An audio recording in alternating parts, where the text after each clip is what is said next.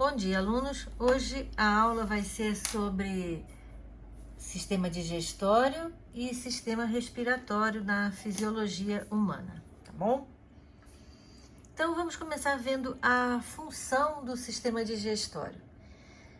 Na realidade, a função do sistema digestório é dar ao organismo a quantidade de água e nutrientes que ele precisa para suprir as suas necessidades, tá?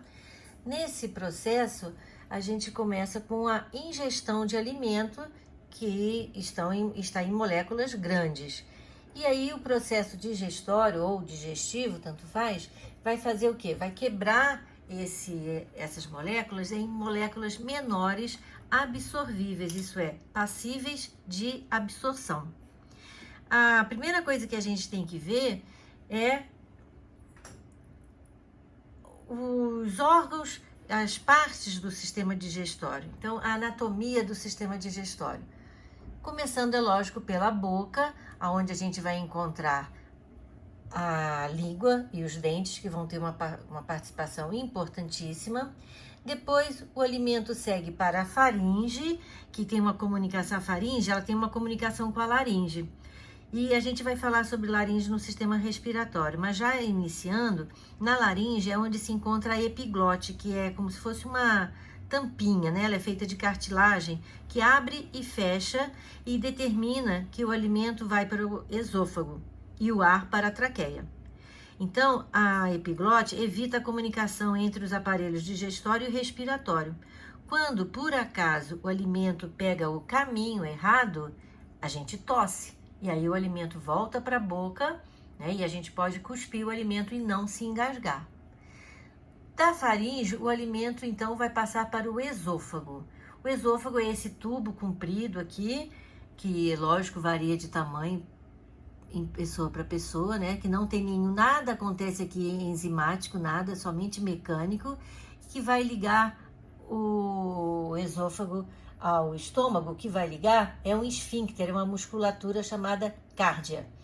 No estômago, então, ele funciona como um reservatório. O alimento vai ficar algum tempo aí, dependendo do tipo de alimento, vai ficar algum tempo, sofrer ação de enzimas ou não, e o alimento, então, vai para o intestino delgado, aonde na realidade é onde tudo acontece, é como se fosse o point, é onde tudo acontece mesmo, as grandes reações químicas acontecem, é no intestino delgado, que é o início do intestino, aqui está aqui embaixo, ó, aqui por baixo. Depois o alimento vai para o intestino grosso, né, e por fim as fezes são eliminadas pelo ânus. Então, nessa ordem aqui, por todas essas partes, o alimento passa. As glândulas anexas são estruturas que fazem parte do sistema digestório, agem sobre o alimento, porém o alimento não passa por elas. Então, são as glândulas salivares que vão produzir a saliva. O primeiro passo para uma digestão é o fenômeno chamado salivação, isso é, a produção de saliva. É aquela velha história de deu água na boca. O que é água na boca? É a produção de saliva, que é estimulada muitas vezes pelo cheiro do alimento, muitas vezes pela visualização do alimento, até pela lembrança do alimento. Você começa a produzir saliva, né? O corpo está se preparando para receber o alimento. Se você vai comer ou não é outro papo, né? Mas as glândulas salivares já começam a produzir saliva. E o pâncreas, que é um órgão, uma glândula mista, né, que tem a sua função endócrina, que nós falamos na aula, vamos falar na próxima aula do sistema endócrino, que ela produz hormônios, e hoje nós vamos ver a função exócrina do pâncreas, que é a produção do suco pancreático. O fígado, que é uma glândula do nosso corpo, que também é uma glândula mista, e o fígado vai produzir a bile, e que vai ser armazenada na vesícula biliar, que é essa bolinha verdinha aqui. A bile, a gente vai ver a função, ela é produzida no fígado e armazenada na vesícula biliar e liberada aos poucos. A digestão, então, começa na boca, sob a ação dos dentes e da língua. A mastigação é um processo importantíssimo. Por quê? O que acontece quando a gente mastiga mal, mastiga pouco, come com muita pressa e não mastiga direito os alimentos? Nossa, parece que a gente comeu muito mais do que na realidade a gente comeu. Por quê? Quando a gente mastiga bem e quebra os alimentos sólidos em pedaços pequenos, a mastigação é uma digestão chamada mecânica. Só quebra os alimentos sólidos em pedaços pequenos, tá? Mas facilita a ação das enzimas, facilita a digestão química. Então, a mastigação é muito importante, por isso é muito importante ter uma boa dentição, cuidar bem dos dentes, para que eles possam triturar o alimento em pedaços menores, facilitando a digestão química e facilitando também a deglutição. Depois, a insalivação, que é a ação da saliva nos alimentos. A insalivação, que é essa ação, já vai começar a digestão de um tipo de alimento que é o amido. Todo o amido é quebrado na boca? Não. Já acabou a digestão do amido? Não, só começou. Então, a digestão mecânica dos alimentos começa na boca, de todo o alimento. Mas a digestão química que começa na boca é somente a digestão do amido, sobre a ação de uma enzima chamada amilase salivar. É fácil. A amilase age sobre o amido, salivar porque é produzido pelas glândulas salivares. E depois vem a deglutição. Na boca, a gente fala que alimento misturado à saliva se chama bolo alimentar. Então, enquanto está na minha mão, está no meu prato, está na minha colher, é alimento. A partir do momento que eu coloquei na boca, mastiguei, misturei esse alimento à saliva, eu chamo de bolo alimentar. E aí, eu vou, empurrado pela língua, eu vou engolir esse alimento, tá? E aí, a partir desse momento, nada mais é minha responsabilidade. A língua também é muito importante para a percepção do gosto, né? Na língua, e principalmente na língua, também no palato mole, também, que é no céu da boca, também tem as papilas gustativas, que são saliências, né, na nossa língua, que permite o sentido do paladar. Essas papilas gustativas são estimuladas pelos diversos sabores, né, que são 5, e mandam mensagem para o sistema nervoso dizendo o gosto, né, o sabor do alimento e se ele está bom ou não para o consumo. Aí depois eu engoli e o alimento vai para o esôfago. Mas então, como eu falei aqui, né, a pitialina age sobre o pH 7, que é um pH neutro, e a ação mecânica dos dentes, já falei, né, a movimentação da língua que joga o alimento de um lado para o outro, do lado para o outro, do lado para o outro, e eu tenho o bolo alimentar. E o bolo alimentar, então, depois da deglutição, vai descer pelo esôfago. O esôfago, gente, não tem função nenhuma química. Ele não produz nenhuma enzima. Ele é somente um cano, vamos dizer assim, de musculatura lisa. Então, a contração é involuntária, eu não controlo, por onde vai descer o alimento rumo ao estômago. Ele tem os chamados movimentos peristálticos. Então, os movimentos peristálticos, que são movimentos mecânicos, são movimentos involuntários, são movimentos que vão empurrar o alimento para baixo, sempre em direção ao estômago, vão facilitar então a chegada do alimento ao estômago. Começa no esôfago e vai terminar lá no final do tubo digestório. Ligando o esôfago ao estômago, chegamos ao estômago, tem uma estrutura chamada cárdia. A cárdia então é o esfíncter que vai possibilitar que o alimento, o bolo alimentar no caso, desça do esôfago e entre no estômago. Ela se abre paulatinamente, aos poucos. Quando o alimento chega, o bolo alimentar, chega ao estômago, vão continuar os movimentos peristálticos, que é uma digestão mecânica, que vai facilitar a mistura do alimento aos sucos gástricos. O suco gástrico, ele tem um ácido que é chamado ácido clorídrico muito importante. O ácido clorídrico, ele tem a função de baixar o pH do estômago para aproximadamente 2, que isso é bem ácido. Ele também contribui para matar os micro-organismos que porventura tenham chegado aí, que não pode, né? Mata todos? Infelizmente não, mas mata a maioria. E ele amolece os alimentos também e principalmente ele fornece ao ambiente um pH ácido que facilita a ação, que possibilita a ação da pepsina. O estômago, ele tem um muco, né? A mucosa estomacal produz um muco que protege o estômago contra a ação do próprio ácido, né? Para o ácido não ferir o estômago. E agora, o bolo alimentar misturado ao suco gástrico eu chamo de quimo. É fácil. Estômago quimo.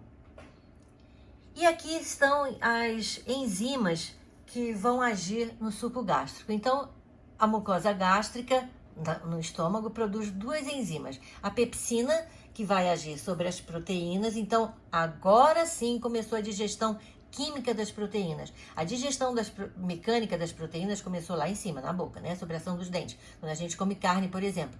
Mas a digestão química somente começa no estômago. Mas já são possíveis de absorção? Não. Então eu tenho ainda moléculas muito grandes, que são chamadas peptonas. Não são absorvíveis. E a outra enzima é a renina, que vai agir sobre a caseína, que é a proteína do leite. O que ela vai fazer? Ela vai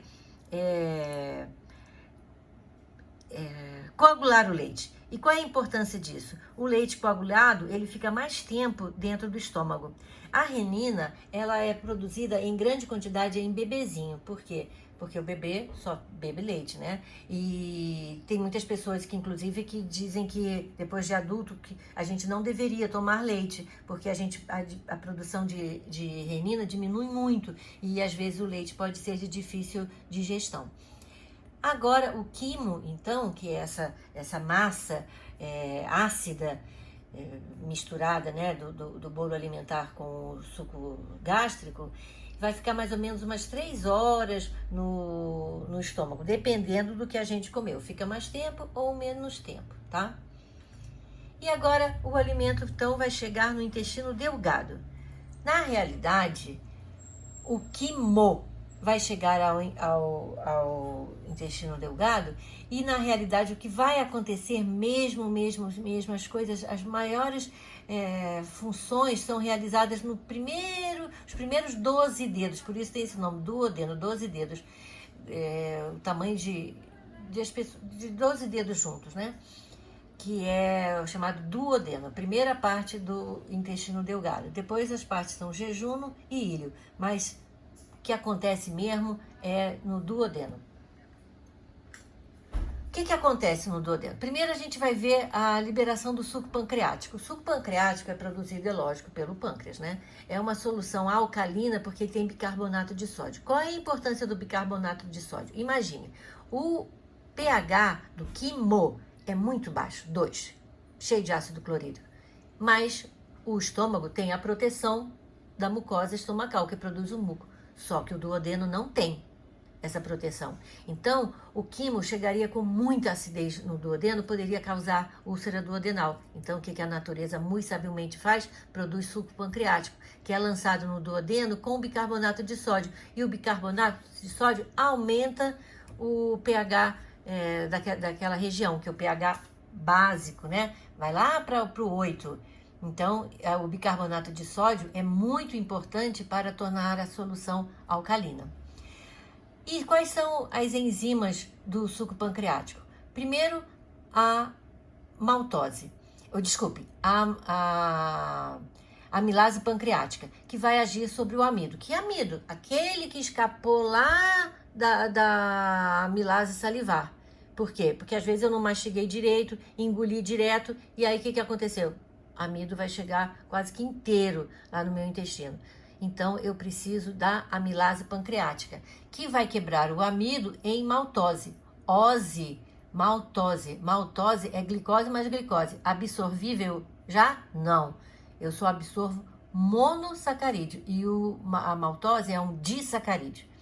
Outra enzima, lipase pancreática, vai agir sobre os lipídios e vai quebrá-los em ácidos graxos e glicerol. Absorvíveis? Sim, isso é, passíveis de serem absorvidos. Já começou e terminou a digestão dos lipídios. lá no duodeno. A outra enzima, tripsina. A tripsina vai agir sobre as peptonas. A digestão das peptonas, das proteínas, começou lá no estômago, mas ainda não, elas não foram absorvidas. Então, precisa do suco pancreático para quebrar as peptonas em polipeptídeos. Absorvíveis? Não. Ainda tem que quebrar mais. A quimiotripsina também vai agir sobre as peptonas, quebrando em polipeptídeos, que ainda não são absorvíveis. E aí eu preciso do suco entérico, também conhecido como suco intestinal, para produzir mais enzimas. Amilase intestinal.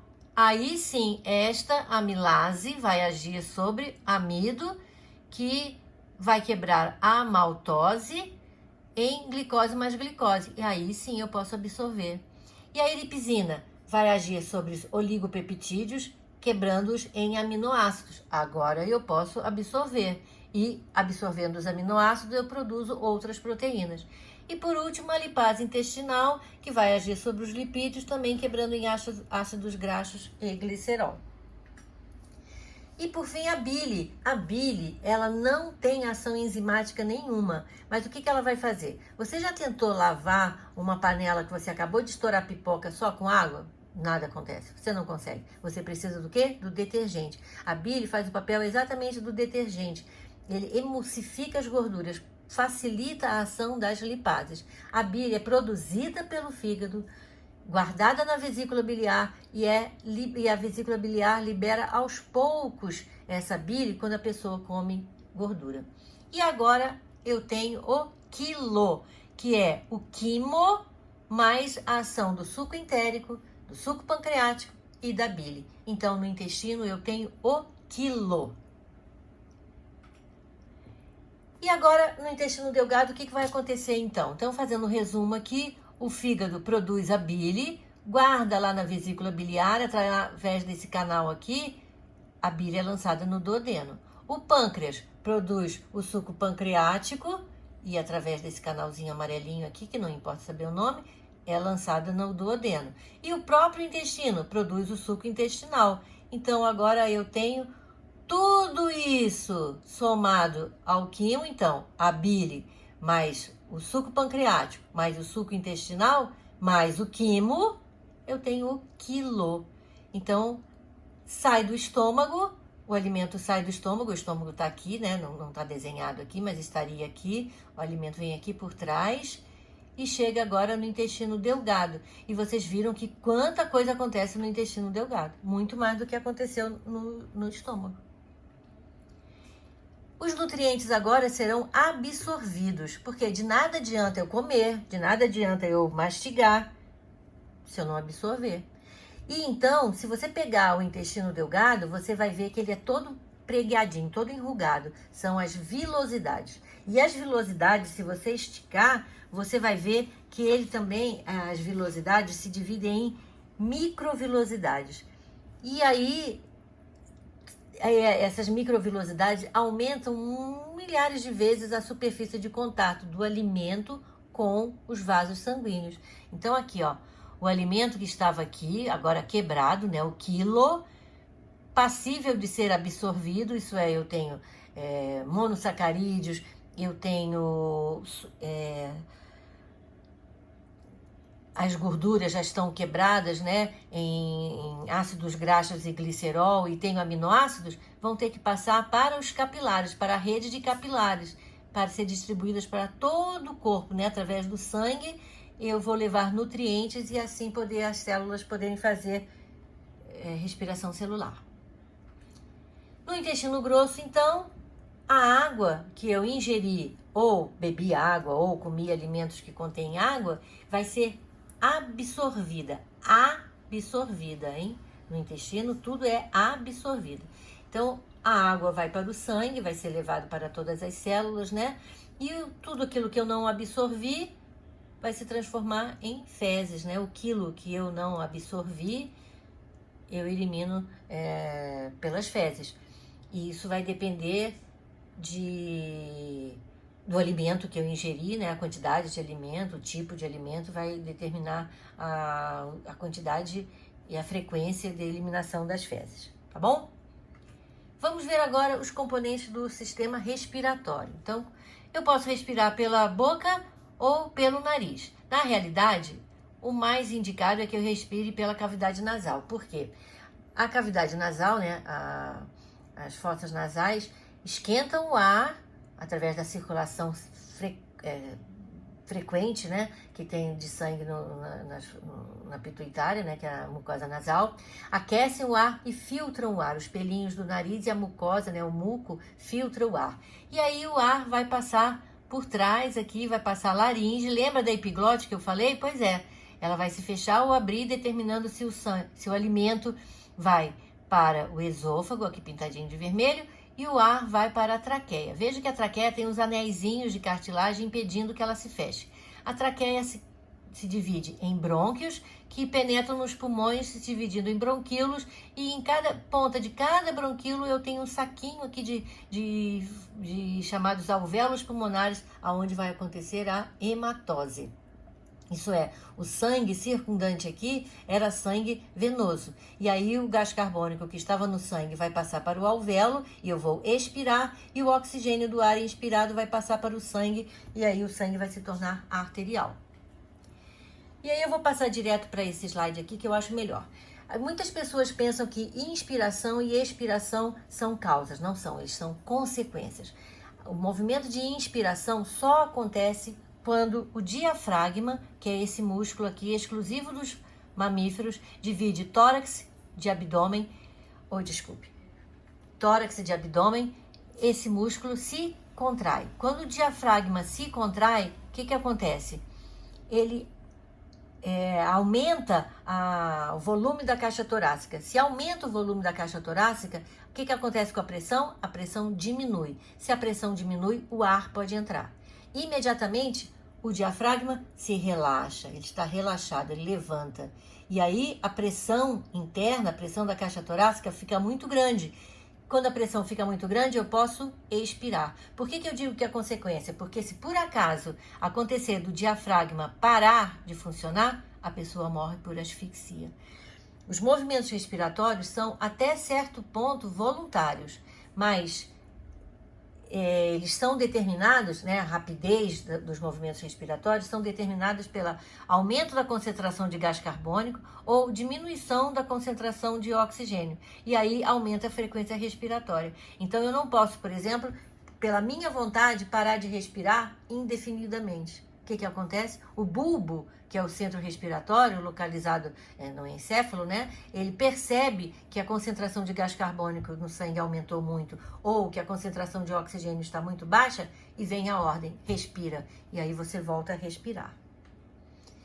E pode acontecer de envenenamento por monóxido de carbono. Isso é muito sério, muito importante. E muito cuidado você deve tomar, porque esse gás ele é inodoro, isso é, você não percebe que está havendo vazamento desse gás. Ele é produzido na combustão de substâncias orgânicas, por exemplo, a fumaça do cigarro ou escapamento de veículos. Então, em ambientes fechados, existem muitos lugares que é proibido, por exemplo, numa garagem, você esquentar o carro. Se bem que hoje em dia não precisa mais esquentar o carro, né? Isso é coisa do meu tempo. Por quê? Porque nós temos um pigmento, a hemoglobina, no nosso sangue, né, que é presente nas hemácias, né, que torna o sangue vermelho. Ela se combina tanto com o oxigênio, formando a oxihemoglobina, ela se combina com o gás carbônico, com o dióxido de carbono, formando a carbohemoglobina, mas nesse caso aqui, a gente está vendo aqui, ela está se combinando com o monóxido de carbono, que é o CO, e ela forma a carboxihemoglobina, que é uma combinação muito estável. Então, a pessoa que está respirando um ambiente que está rico de monóxido de carbono, as hemoglobinas estão ocupadas carregando monóxido de carbono e aí não tem hemoglobina para carregar o oxigênio. O que acontece? A pessoa morre por asfixia. Então, em ambientes fechados, onde há vazamento de um escapamento de carro, por exemplo, né? Muitos carros sendo ligados em garagens, a pessoa não deve ficar nesse ambiente porque o risco de envenenamento por monóxido de carbono, tá? Então, pela formação, pela união da hemoglobina com o monóxido de carbono, formando então a carboxihemoglobina, que é um composto muito estável, muito mais estável do que a oxihemoglobina, que é quando a hemoglobina carrega o oxigênio. Porque a hemoglobina se combina com o oxigênio nos alvéolos. Quando chega nas células, ela se desfaz do oxigênio, passa para as células e pega o quê? Pega o gás carbônico, formando a carboxihemoglobina. E quando chega nos alvéolos, a hemoglobina solta o gás carbônico. E o gás carbônico é exalado, né? É expirado. Mas quando ela se combina com o monóxido de carbono, ela não larga mais. É uma ligação muito estável, tá? Um composto muito estável. Então ela fica ocupada, as nossas hemoglobinas estão ocupadas carregando o monóxido de carbono, e aí a pessoa pode até morrer, tá bom? Espero que vocês tenham aproveitado bastante essas aulas de recuperação. Assistam quantas vezes vocês quiserem, façam resumo. Vocês têm aulas no AVA, vocês têm o seu livro, façam as suas pesquisas e boa prova. A todos vocês, boas festas, bom final de ano, boas férias. E se Deus quiser, a gente se vê nos corredores, que vocês vão estar no 2º andar, né? No 3º ano. Se Deus quiser, a gente se vê nos corredores e vai ser um prazer encontrar vocês, se Deus quiser, todos vacinados ano que vem. Um beijão para vocês. Fiquem com Deus.